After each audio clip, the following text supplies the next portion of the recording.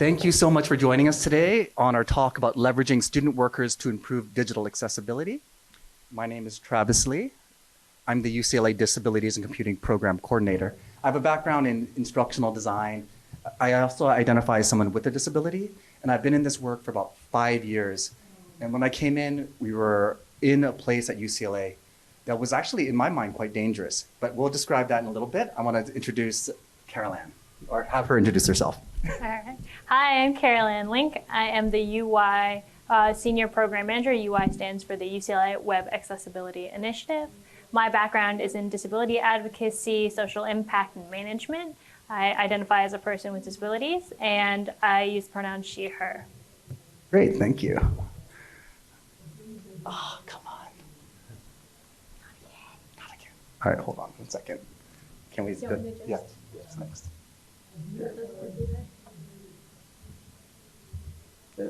All right, so this is our agenda today.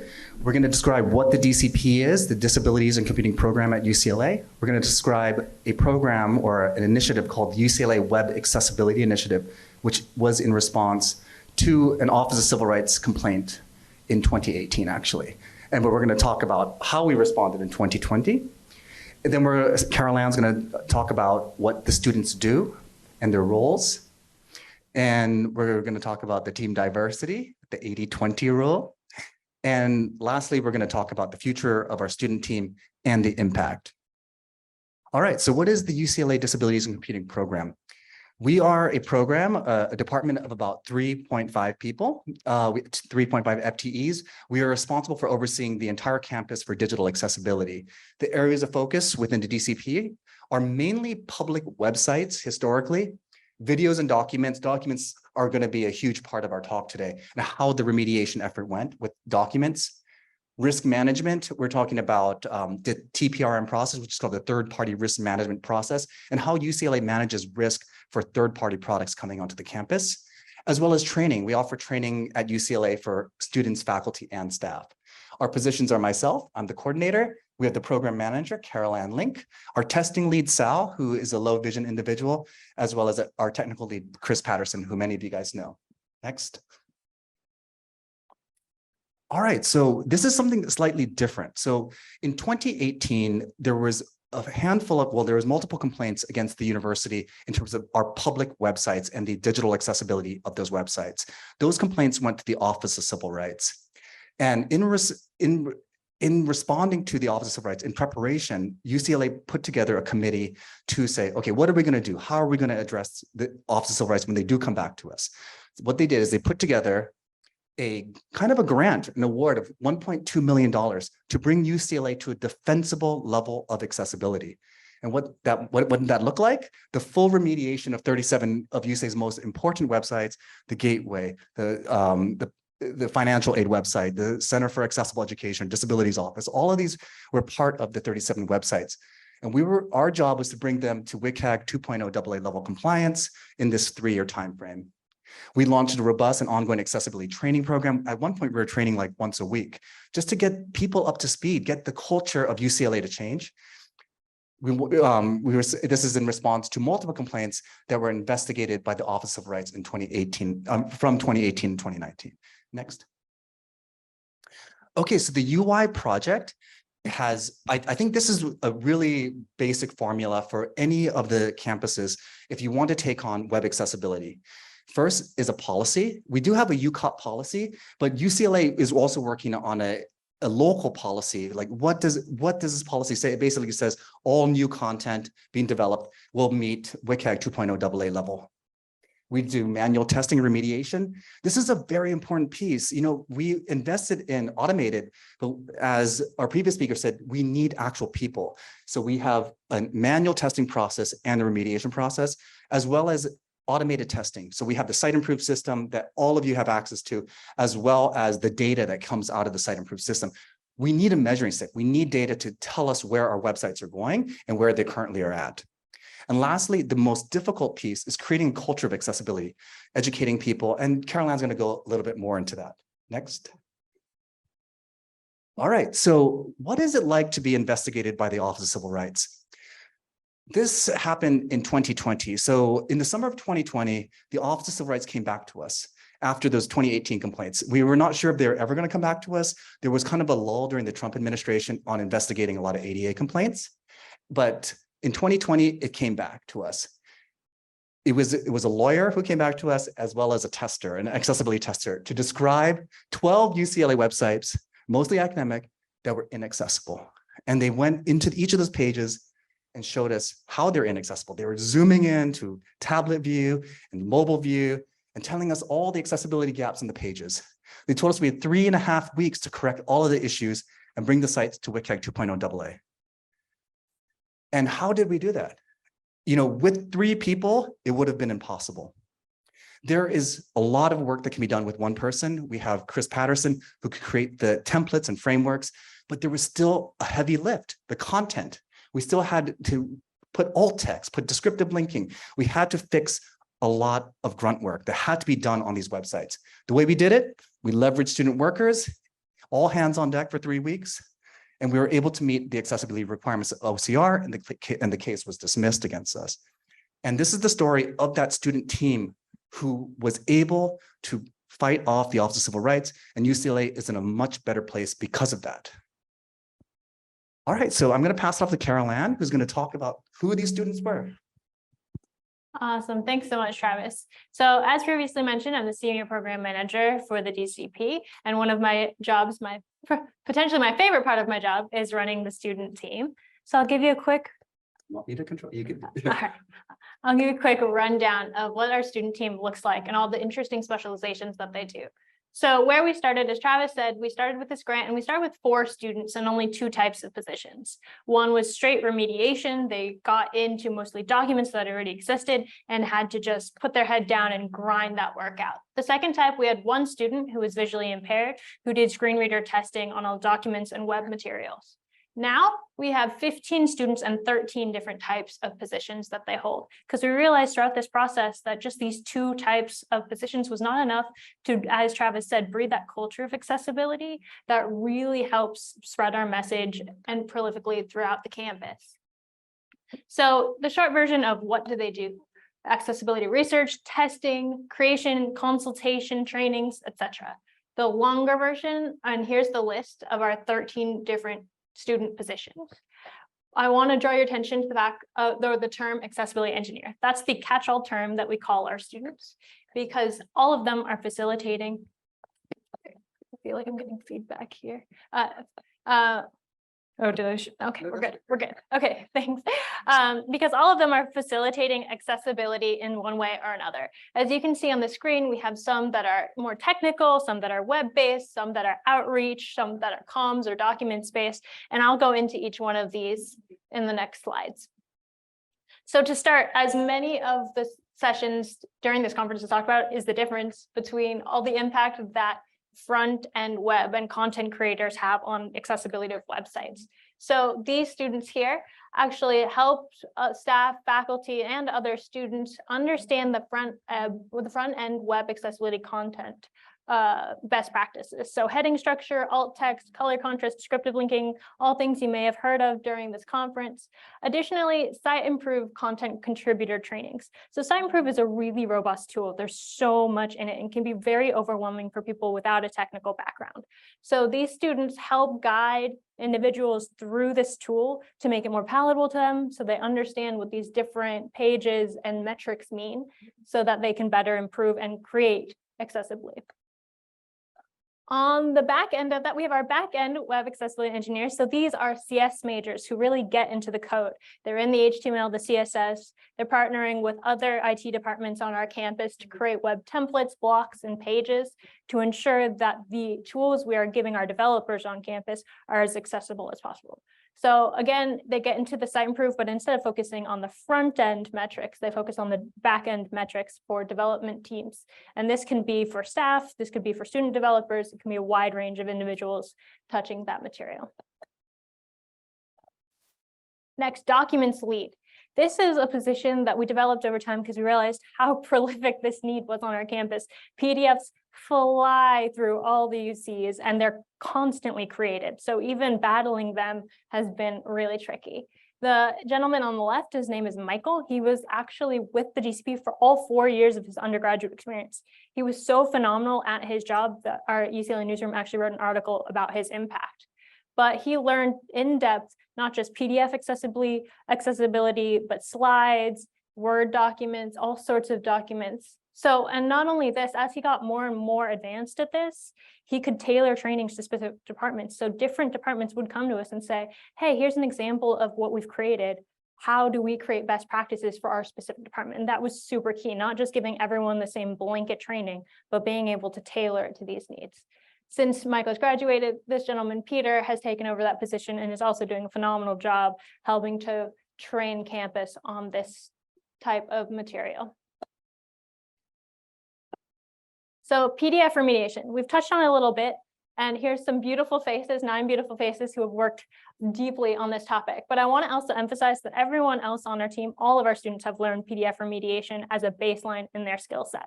So this is not the only people who have touched PDFs. But the big takeaway that we've discovered about PDF remediation is that it is not sustainable. It is just, they're coming out too quickly, they're being updated slightly, accessibility is breaking. So creating a remediation team has just not been the way that we can keep going forward. So as it says on the slide, it's been a limited UI specific, so for this specific initiative service, but it won't be necessarily ongoing. The big thing that we need to do is to train people to create the content accessibly. And so that's how we're shifting these students into remediating and just grinding through the work into trainers and consultants on this material. Accessibility testers. We are so blessed at UCLA to be able to recruit visually impaired undergraduate students to do the testing work.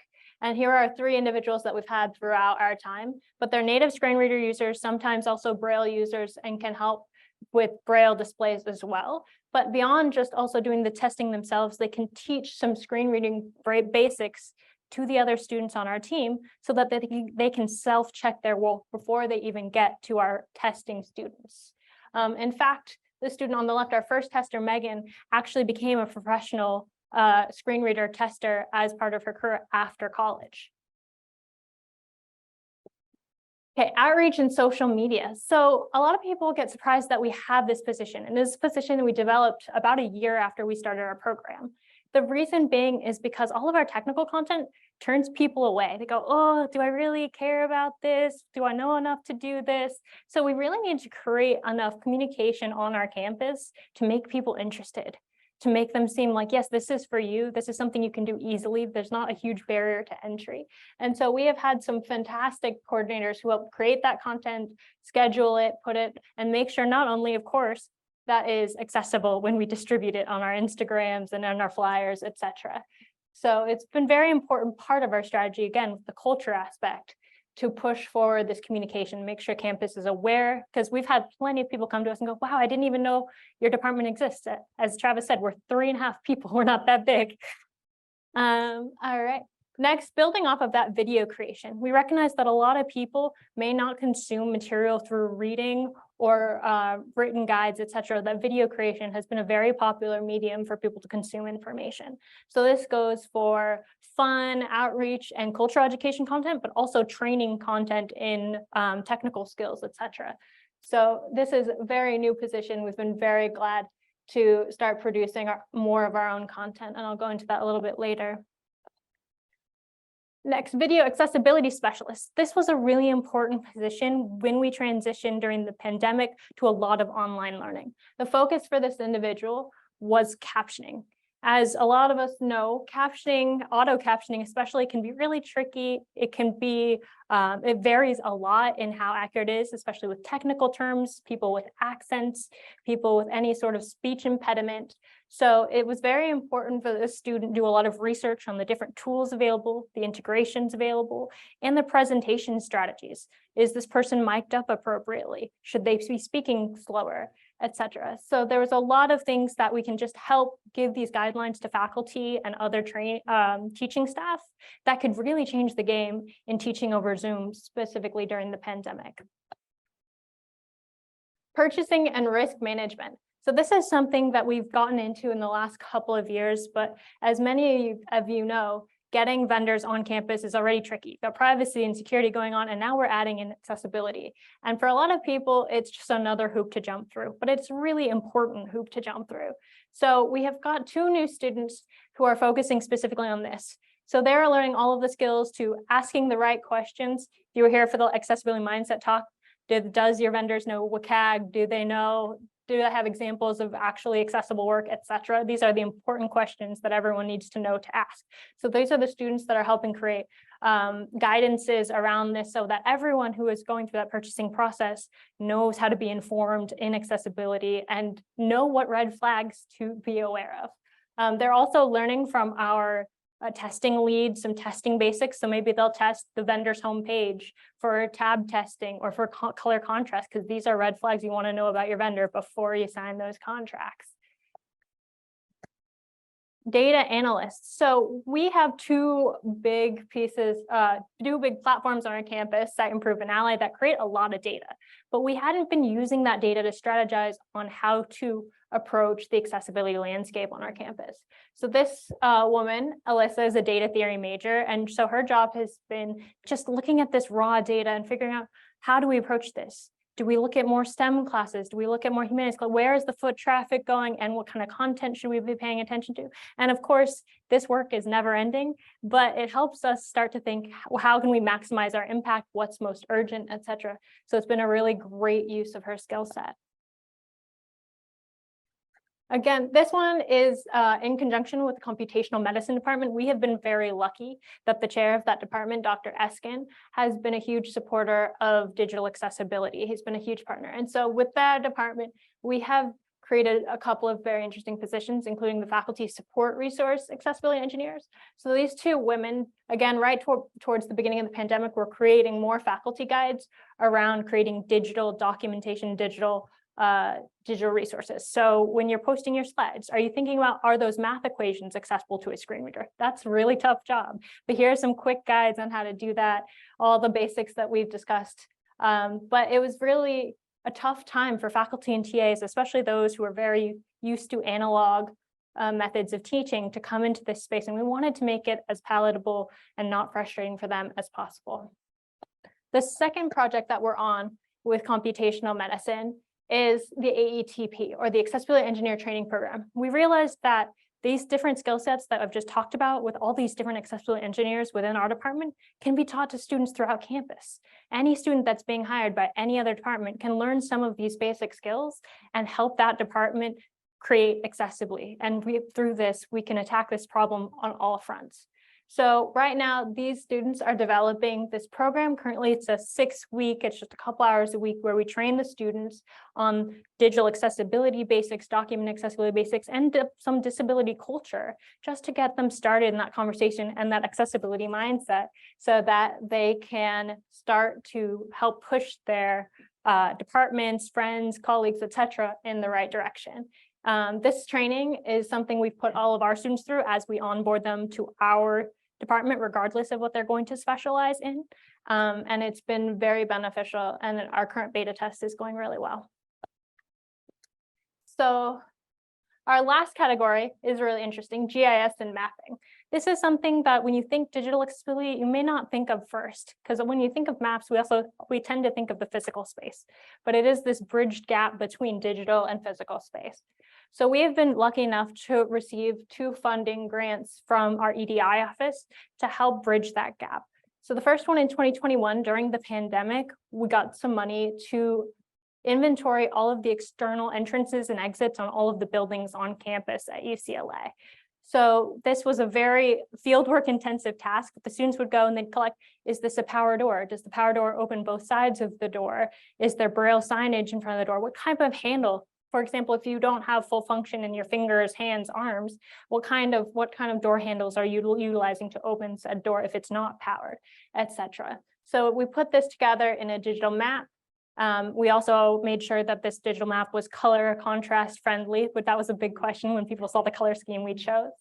For those who can't use any GIS or mapping services, we also have this data available in a spreadsheet form for those who rather traverse it in that manner, because visualizations can be very inherently tricky. Currently, we are in our second project with them, and we're currently doing inventory of accessible bathrooms on campus. And we're hoping to have that done by the end of 2023. But it's been very critical, of course, for me as a wheelchair user. Not all bathrooms, even with the wheelchair symbol, have a wheelchair accessible bathroom in them because there are different types of accessibility features in different types of bathrooms. So it's really important. And I'm really hopeful that all prospective students, staff, faculty, et cetera, in wheelchairs or with other disabilities see these kinds of resources and feel a sense of belonging at UCLA. Additionally, we're hoping that both of these factors really play a great part into UCLA's part of planning for the LA Olympics and Paralympics coming in 2028. So I know that was quick, but there are a lot of students and I wanted to show all you the beautiful faces. But over our time, we've had 36 total student workers. We have remediated over just under 36,000 pages of content and documents, a lot of pages. I can't emphasize enough how difficult that is. And one intriguing fact is that our most popular YouTube video for our channel has over 33,000 views. Shocked us. I gotta say, we got some that only have 100 views. But we have one that people seem to love. So it just really shows that that outreach effort and communication effort is really building that culture. So next, channeling passion. So one thing that is really key to how I run the student team is ensuring that it's not just a one-way street. They're not just doing work for us. We want to make sure that we're making their lives better, that we're making them more well-rounded people. So this is all of the students that we've ever had, their majors and minors. And there are some majors and minors you'd expect. I'd mentioned data theory and computer science, for example, but we've had, and GIS, et cetera. But we've had some that you may not necessarily think of in an IT department: ethnomusicology, philosophy, aerospace engineering. But every single person who has come into our department has benefited us some way. That diversity of perspectives has really helped us understand, hey, what niches are we missing in ethnomusicology or in STEM or in this or in that? It really helps us understand how better to serve our community, and they bring this knowledge back to their own communities as well. So I always like to take a minute and just appreciate, here's all 36 of them together, their beautiful faces. They have been a phenomenal part of my experience in this department. And so I just like to celebrate them for a second. All right. So next that I want to talk about is passion projects and the 80-20 rule. So the 80-20 rule is a rule that was really prolific through a bunch of tech companies, I guess not most notably, but notably Google. The idea here is that you spend 80% of your work time on your core function, and you spend 20% on adjacent functions that align with the core values. And what's that mean is this is how you get creative. So at Google, this is things that they created as a side project, things like Google Wallet, when people just took the core function and decided to get creative with how you use your tools. So for our 80-20 rule, we have 20% of their time they work on passion projects. This can be seen in putting on events or attending events, like you can see here on the right is students attending a Disability Pride Parade. It can be blog posts, it can be Instagram campaigns, etc. So we try and get creative with how they express their passion for this topic and their learnings.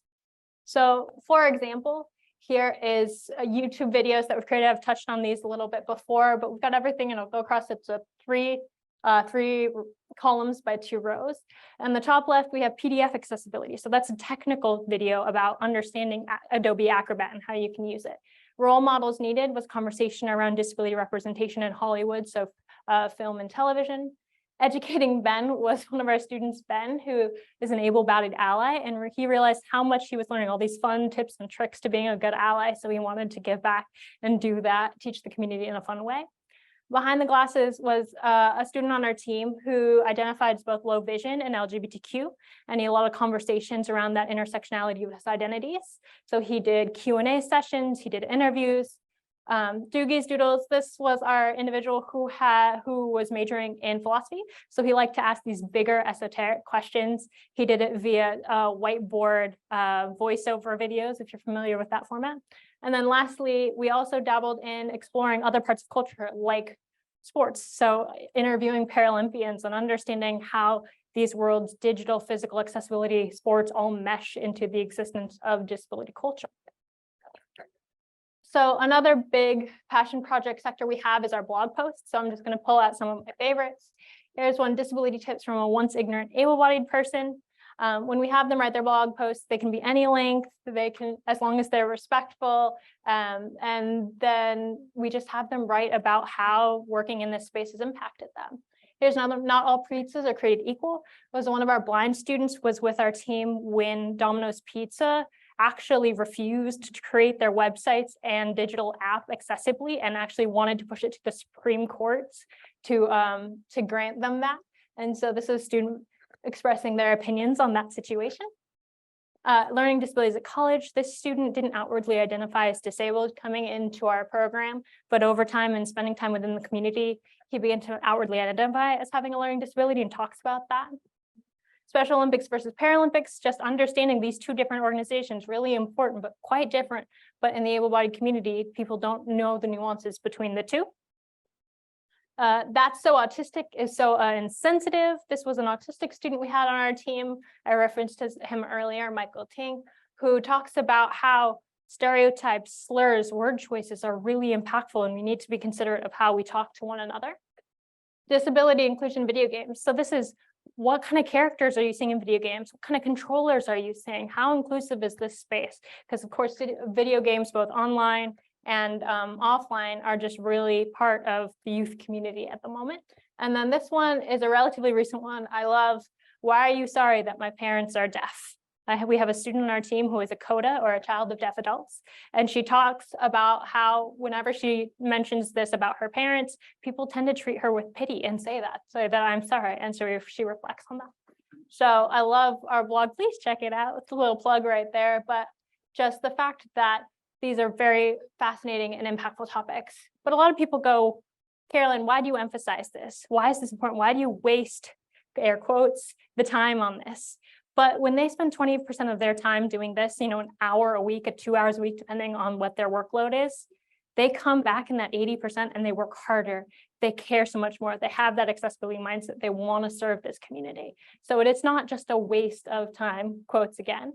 It's really an impactful part of their personal development, their professional development, and brings hugely back to our team. So I'm going to hand it back to Travis to take the next session. All right, thank you, Carolanne. I'm going to talk a little bit about the impact that the DCP has had on our students. And I do want to just acknowledge that the way Carolanne has crafted the student teams was very different than the way it was originally imagined. We had an enormous task in front of us, 4,000 PDFs to remediate. And we're like, okay, who's going to do that? We're gonna hire students to do this. And so when I interviewed the initial students, I just asked them, can you sit down for 4 hours and grind? Can you grind through these PDFs? And they all said yes. The ones I hired said yes. But Carolanne saw more in them, that they could do much more than grinding at PDFs, that they could be part of our culture, that they could educate other people, and we could leverage them for much more than just remediation. And remediation, like she said, is not the answer. Cultural change is truly the answer. Next. All right, so I'm going to talk a little bit about our students and kind of their testimonials. We had Carolanne had asked them to say, what has the DCP meant to you? And this is Annika. So one of the things that I do, and the department, I go around looking for money, and she does too, actually. And this individual, as well as the other individuals, were actually donated to us because they saw the work that we were doing, and they said, this is valuable work to the campus. Although I'm in computational medicine, I think this is a worthwhile endeavor to invest in. And they gave us money to hire Annika from the human biology. On top of coming into my own disability and identity and finding a community, I've also learned so much more about accessibility for folks with other disabilities. Through my own work, I've learned the importance of alt text and why color contrast is important to certain disabilities. Next. Fedi, he recently graduated. He's currently a medical student at University of Colorado. I remember writing his recommendations. He's amazing. So finding the right individual for the right job, so this person is very fastidious, detail-oriented. He understood STEM language and engineering. So we put him on the captions, right? So to understand how accurate can captions get. We found that about 97% accuracy through certain AIs. So when I plan to work in the hospital setting, I will make sure to implement accessible documents, as many hospital forms are problematic and contain barriers to access. In my time at the DCP, I learned not to shy away from individuals with disabilities or treat them any differently, for example, with sympathy, as compared to any other able-bodied individual. Next. Michael Ting was the first person who I interviewed and hired as a DCP coordinator.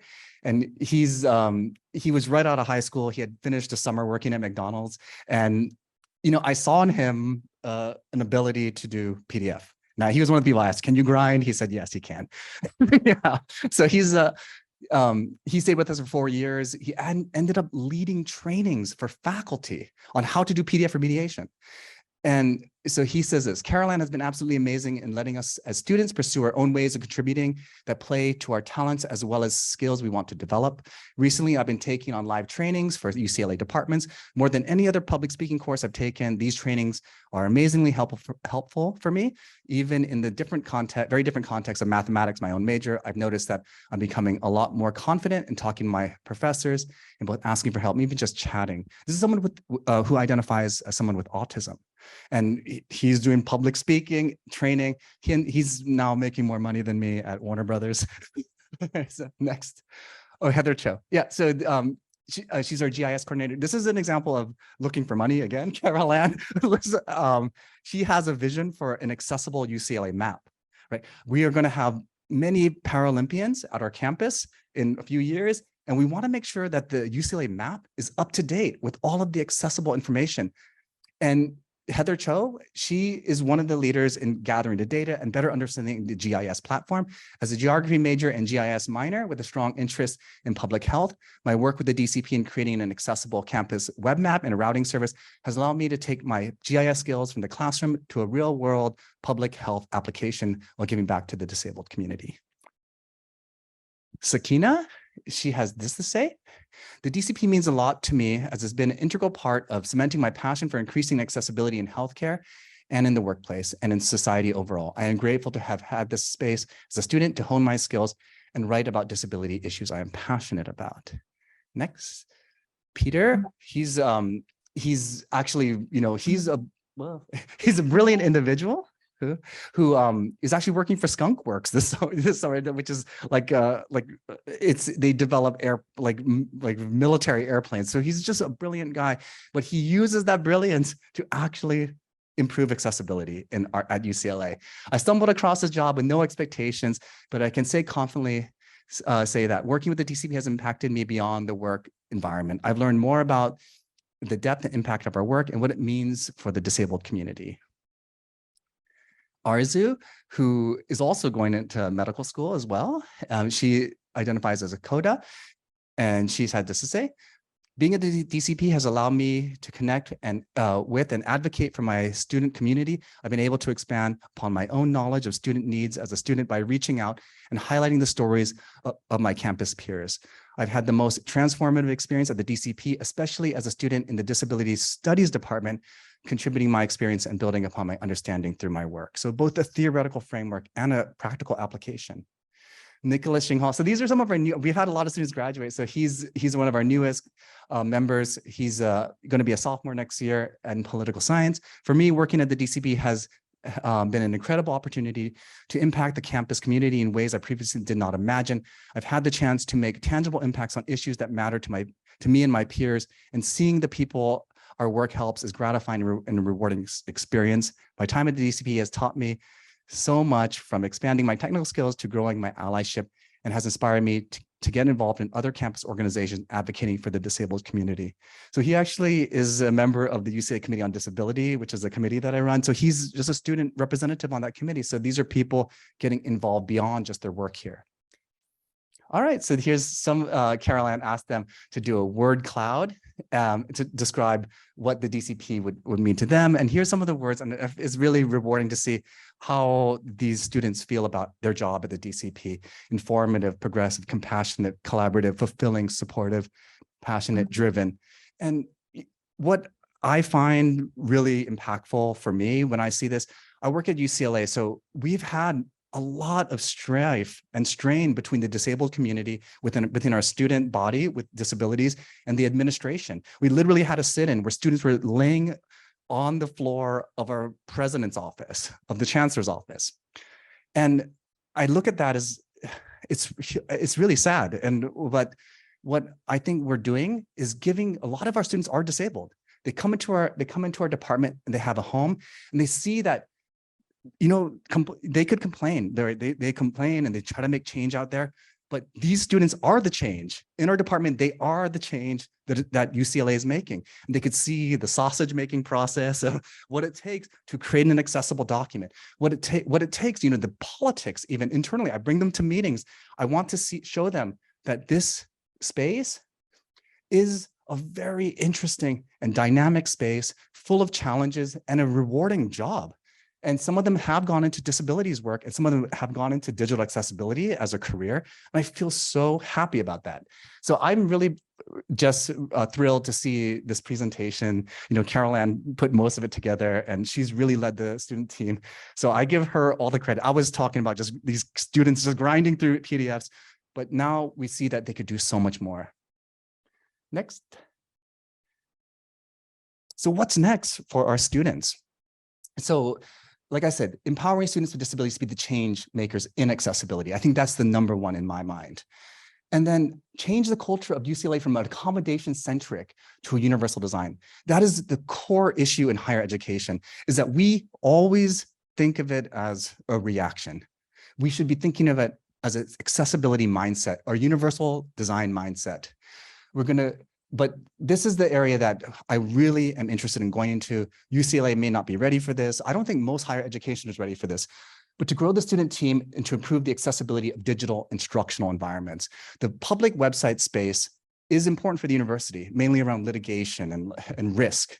But where the impact is made for the students, I truly believe is in instruction. Instruction is one of the key aspects of the campus. And if we cannot get instruction correct, what are we even doing? So this is the area that I want to grow the student team into. We've already hired 2 of our students. We have the data person looking at something called Ally, which is the LMS tracker. It measures the documents within the LMS.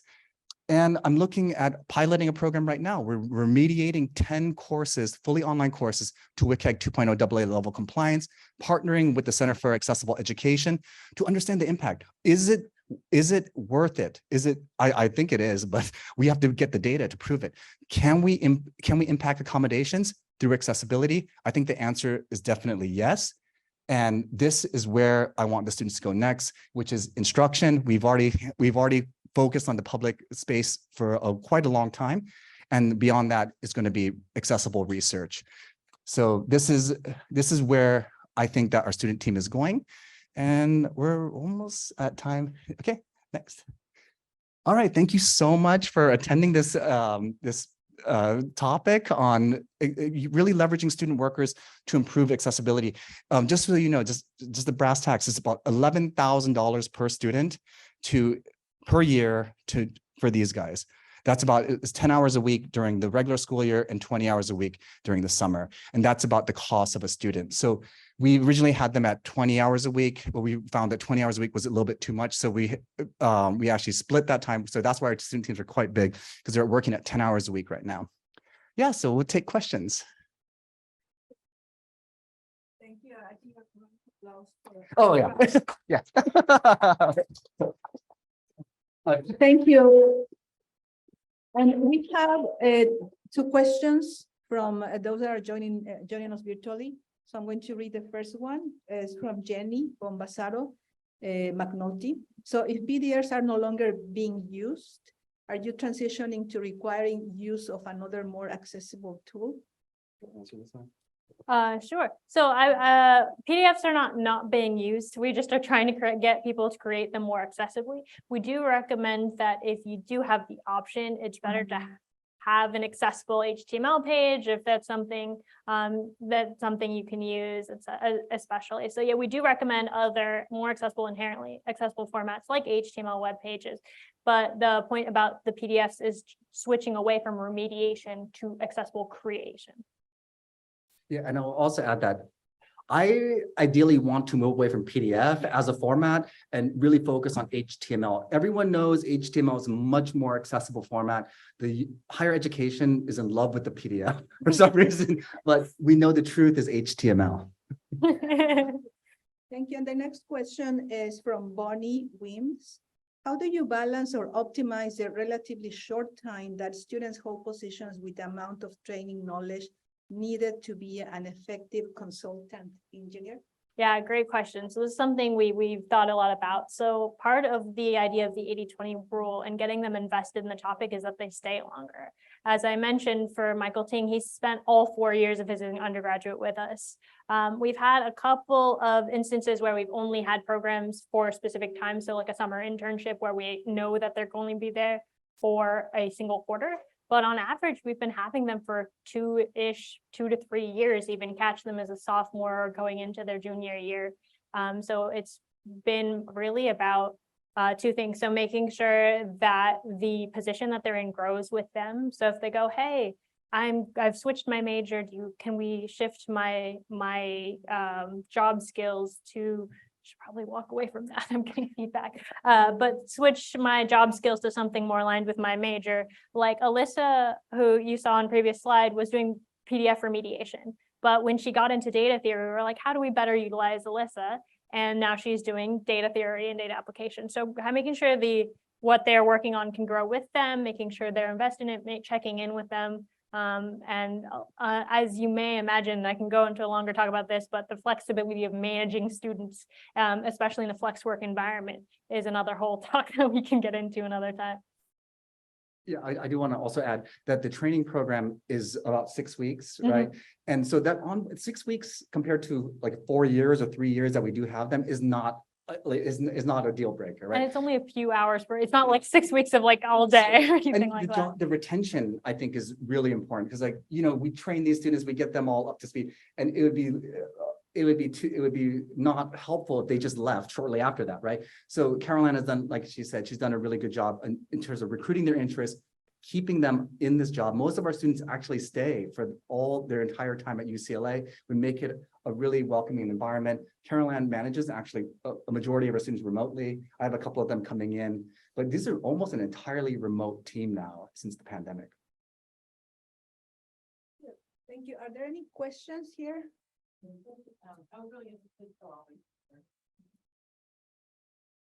I thought it was really interesting, the student blog posts, and could you share how we could find that? Yeah, it is dcp.ucla.edu/blog, but it is one of the tabs in our accessible menu.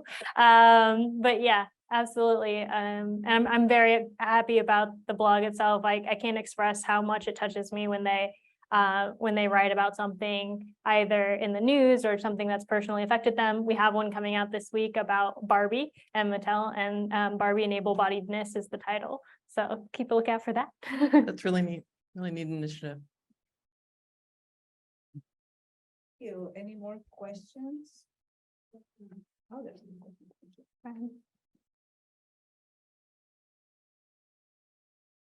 Hi, you guys focused a lot on keeping the students. How did you convince everyone else that was important?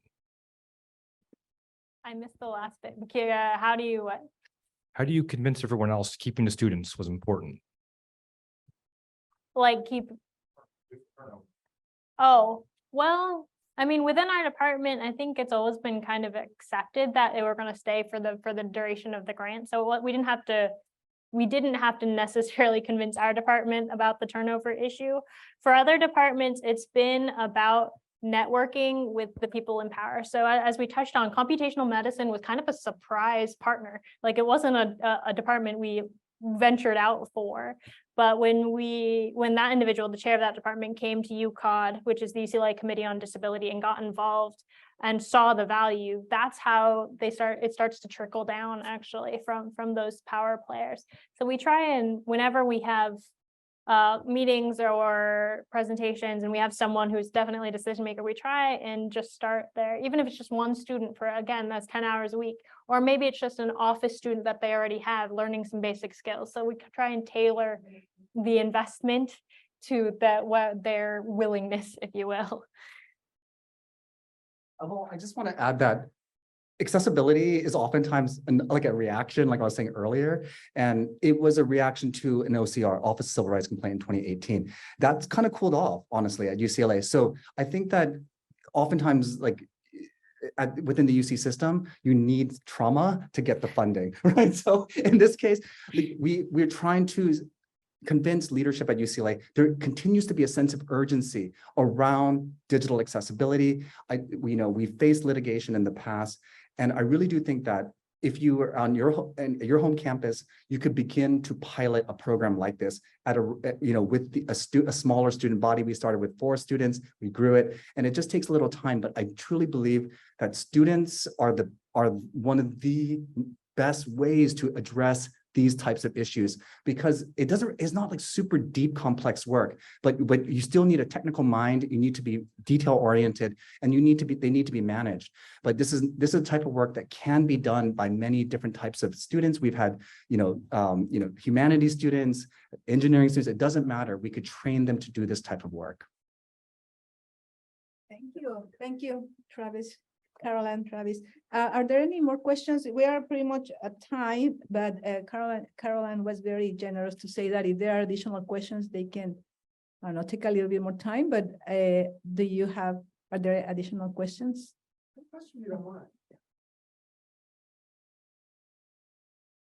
I'm wondering if you got resistance from faculty, especially if you were sending a student to go, to address the faculty person and ask them to remediate their PDF, if you got resistance and how you handled that. We honestly haven't. The first few times that I would send Michael to meet with faculty, I would go with him. And he actually is way better at PDF remediation than I am. So I would sit there and kind of learn along with him. But then over time, I realized that he could handle himself, and the faculty, were treating him with respect and as a subject matter expert. But yeah, so definitely in the beginning, for the first meetings, I would go along with, introduce the student, explain who the student was, and then the competence of the student would just truly reflect, and then the faculty would go along with it. He also worked with TAs who were also creating documents. So we've had our students work with both faculty and TAs, but we haven't started an accessibility program in earnest with faculty. And as I describe a program like this, I am getting pushback from faculty. Faculty like, what is going on? Do we have to make our documents accessible? Because it seems like another hurdle for them. That's why we're piloting it and trying to work with a coalition of the willing right now, faculty who are already on board with accessibility, and then we'll grow the program from there. So we haven't had full investment into the accessible instructional piece yet. Thanks. Yeah, I would just reiterate that, there has been some moderate pushback, mostly just skepticism rather than like outward pushback. But I always tell any of the students who have any meetings that if any of them feel any degree of uncomfortable, let me know and I will come to the meeting with them physically or via Zoom. And often they don't need me there, and I ask them, we have weekly check-ins with all of my students. I say, do you want me to attend any? And often they say no. But the option is there. Travis and I both make ourselves available if one of us can't do it. But it's been pretty smooth, knock on wood.